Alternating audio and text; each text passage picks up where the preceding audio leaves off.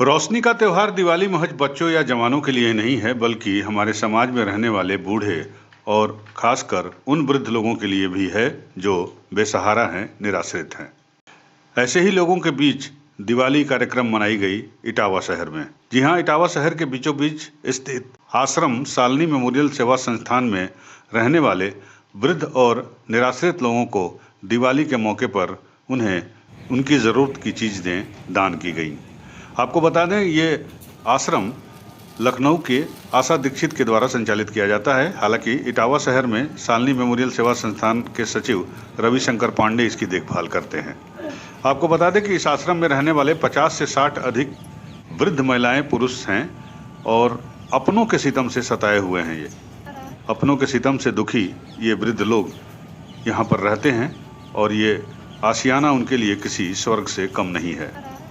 इन निराश्रित वृद्ध लोगों को सुबह बिस्तर में दूध के नाश्ते से लेकर दोपहर में हरी सब्जी और रात को दाल चावल सहित मिष्ठान इत्यादि सब कुछ खाने में दिया जाता है। गौरतलब है कि अपनों के दिए गए दर्द से तंग आकर इस आश्रम में करीब 50 के करीब वृद्ध लोग अपना जीवन यापन या यूं कहें अपने जीवन के आखिरी दिन काट रहे हैं। शालिनी मेमोरियल वृद्धाश्रम में समाजसेवियों के द्वारा वृद्ध लोगों को सामान वितरित किया गया।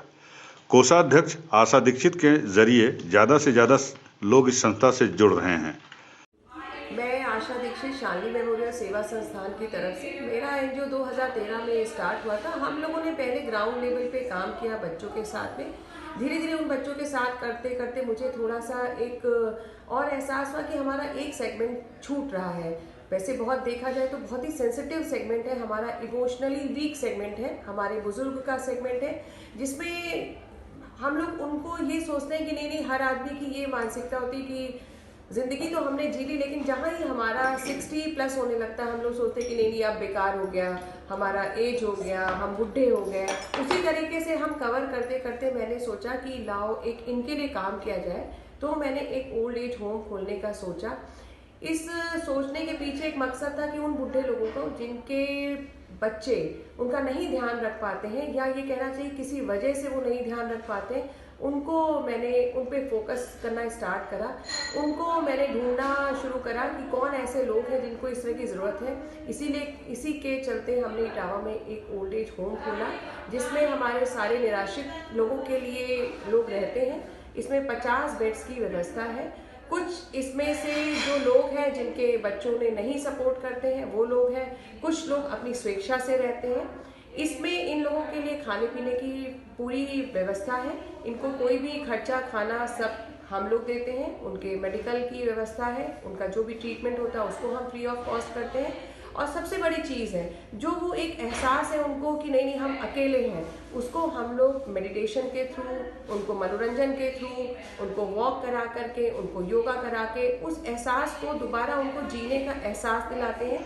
संटू गुप्ता, हरिकिशोर तिवारी, सीमा सिंह, नीतू मिश्रा, एडवोकेट प्रभा, गरिमा दुबे इस दौरान वहां मौजूद थे और उन्होंने इन वृद्ध लोगों को खाने पीने की सामग्री एवं अन्य सामान वितरित किया। नहीं, वृद्धाश्रम का ये तो हम तो ये चाहते हैं हर संस्था को करना चाहिए, बुजुर्गों की सेवा, माता पिता की सेवा। और सबसे बड़ी बात ये है कि यहाँ साफ़ सफाई और बहुत अच्छा तरीके से बनवाया है, इसलिए इस संस्था को मैं धन्यवाद देता हूँ। जो वृक्षारोपण का भी कार्यक्रम हुआ, अच्छे सब कार्यक्रम है। हर किसी इंसान को ये कार्य जरूर करवाना चाहिए, हर संस्था को। हम लोग नहीं, ये बहुत अच्छा है, इटावा के लिए एक अच्छा प्रयोग है। और यहाँ के जो हमारे वृद्ध लोग हैं जिनको समस्याएं हैं, पारिवारिक समस्याएं हैं, उनको कम से कम यहाँ पर एक आश्रम मिला और यहाँ अच्छी व्यवस्थाएं भी देखी, बहुत अच्छी व्यवस्थाएं हैं। तो हम सभी लोगों से, इटावा वासियों से विशेषकर से योजना का लाभ उठाने के लिए कहेंगे कि जहाँ कहीं ऐसी व्यवस्थाएं हैं, अव्यवस्थाएं हैं, पारिवारिक कोई समस्याएं ऐसी आ गई हैं, वो लोग इसका लाभ उठाएं। और हम सभी लोग कर्मचारी जितने लोग हैं यहाँ शहर के निवासी, हम लोगों का भी मानना है कि इसमें सभी लोगों को मिलजुल कर, क्योंकि उन्होंने अपने व्यक्तिगत प्रयासों से इसको शुरू किया है, तो जितना सहयोग हम लोग कर सकते हैं, जो जिस लायक हैं उनको सभी लोगों को सहयोग भी करना चाहिए इसमें। इस काम में बैंक भी आगे आया। यूनियन बैंक के द्वारा आश्रम के लोगों को भी सहयोग किया गया और वृद्ध लोगों को आने वाले शीतलहरी को देखते हुए कंबल भी बांटे गए। इस आश्रम में रहने वाले वृद्धों का कोई भी अपना नहीं है, कोई इनका हाल पूछने यहाँ नहीं आता है, लेकिन गैरों के हाथों से जीवन के आखिरी पड़ाव पर इन्हें सम्मान, सहानुभूति और केयर का जो मरहम मिलता है, वो उन्हें उनके लिए अपने के फर्ज जैसा ही दिखाई पड़ता है। ये वो लोग हैं जिनका अच्छा समय गुजर गया है और जीवन के अंतिम पड़ाव पर पहुंचे तो उन्हें उनके अपनों ने साथ छोड़ दिया।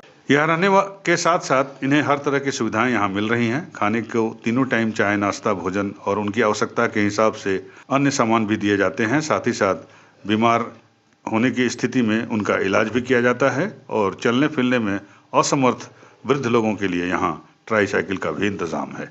तो अगर आप हमारी इस खबर को देख रहे हैं और आप भी इन बूढ़े और असहाय लोगों के लिए कुछ करना चाहते हैं तो कृपया आप शालिनी मेमोरियल संस्थान इटावा ज़रूर जाएं।